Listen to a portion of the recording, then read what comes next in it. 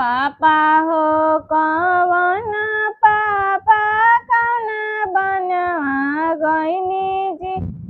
कौन बनवा गइनी जी कौन बन के बसवाया गन में ले आइनी जी कौन बन के बसवाया गन में ले आइनी जी भैया हो कवन भैया कौन बनवा गइनी जी कौन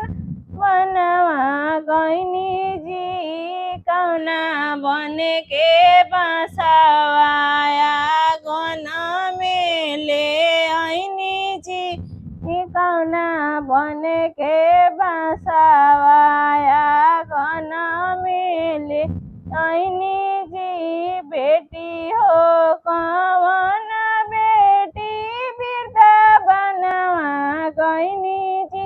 वृद्धा बनवा गइनी जी वृद्धा बन के बसवाया गन में ले आइनी जी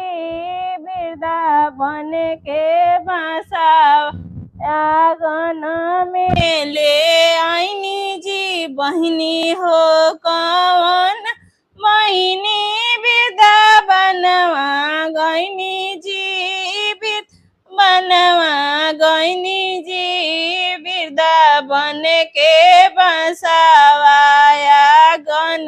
में ले आइनी जी वृद्धा बन के बसवाया गन